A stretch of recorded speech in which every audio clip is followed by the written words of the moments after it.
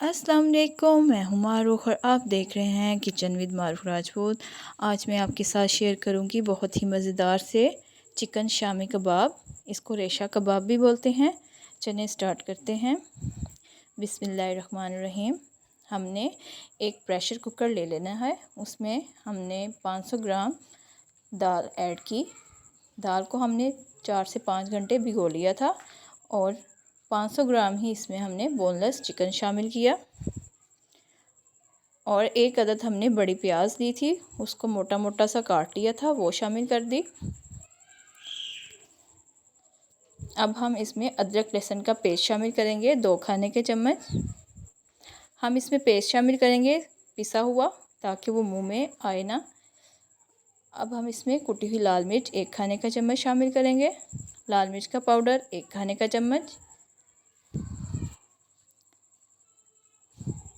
सूखा धनिया 2 खाने के चम्मच और गरम मसाला साबुत 1 मोटी इलायची, 2 से 3 अदद दालचीनी के स्टिक, काली मिर्च, ज़ीरा और लौंग।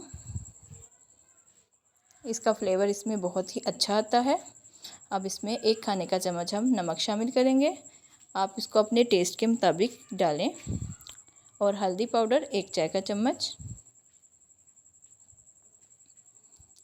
और पानी डाल देंगे। पानी डाल के हम इसमें चम्मच हिलाएंगे।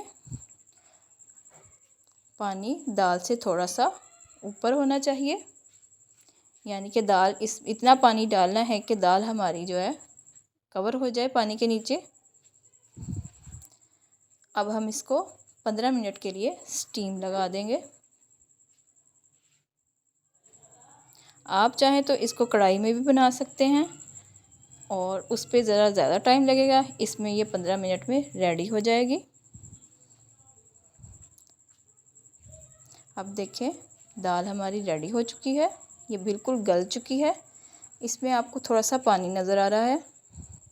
ये देखें, दाल इतनी हमारी गली हुई होनी चाहिए। अब आपको इसमें जो पानी नज़र आ रहा है, इसको हम तेज़ आंच पे ड्राई कर लेंगे।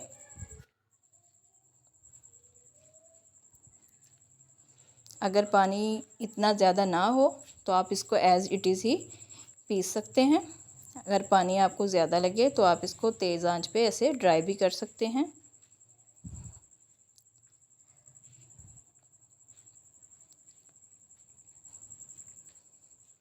ये देखिए, पानी हमारा ऑलमोस्ट ड्राई हो चुका है।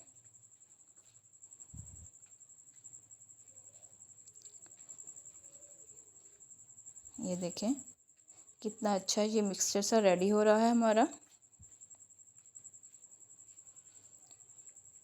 अब हम इसको ठंडा कर लेंगे और इसमें से जो दालचीनी के स्टिक हैं, मोटी इलायची है, ये हम निकाल लेंगे।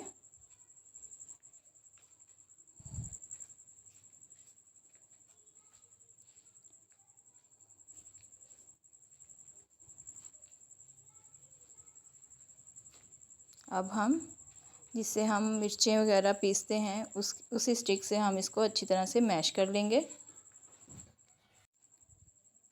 अब जब हमारा मिक्सचर रेडी हो चुका है, अब हम इसको इस तरह के एक जिसको कहते हैं चट्टू सा, उसमें डाल के इसको अच्छी तरह से हम पीस लेंगे।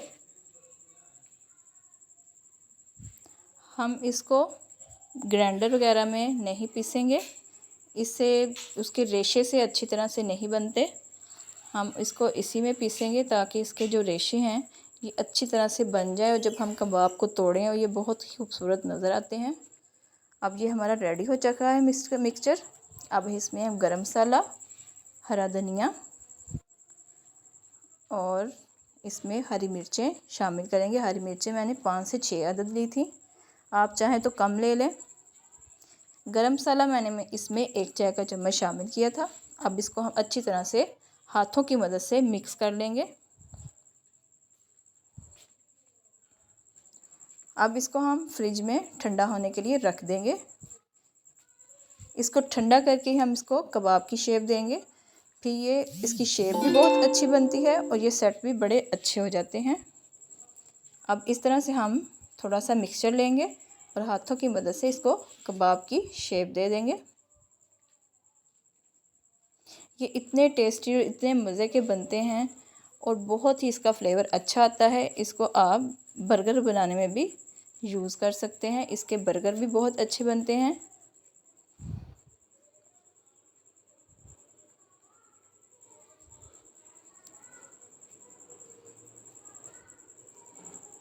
अब देखें कबाब हमारे रेडी हो चुके हैं।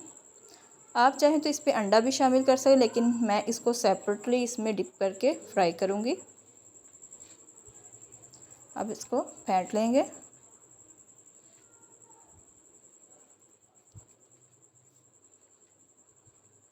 अब तवे पे हमने घी ले लिया। जब घी हमारा गर्म हो जाए तो हम कबाब को अंडे में डिप करके फ्राई करेंगे। इसके बर्गर्स भी इतने मज़े के बनते हैं। जैसे स्ट्रीट स्टाइल बर्गर आप खाते हैं बाज़ार से, आप वो भी इसी से बना सकते हैं। इसका फ्लेवर बहुत ही अच्छा आता है और ये बहुत ही मज़े के बनते हैं। अगर आपको मेरी वीडियो अच्छी लग रही हो तो मेरे चैनल को सब्सक्राइब भी कीजिएगा और वीडियो को लाइक भी कीजिएगा। अब इसकी हम साइड को चेंज कर देंगे। देखिए कितना खूबसूरत इसका कलर आ चुका है। अभी हम इसको दूसरी साइड से भी तकरीबन 1 मिनट तक फ्राई करेंगे ताकि इसका गोल्डन सा बहुत अच्छा सा कलर आ जाए।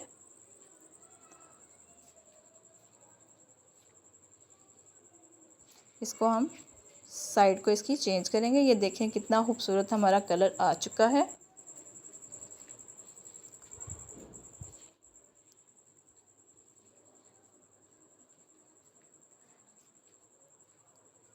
शामी कबाब हमारे रेडी हैं। आप इसको केचप के साथ खाएं, आप इसको पुलाव के साथ, बिरयानी के साथ खाएं। ये बहुत ही अच्छा लगता है और बहुत ही इसका फ्लेवर मज़े का लगता है।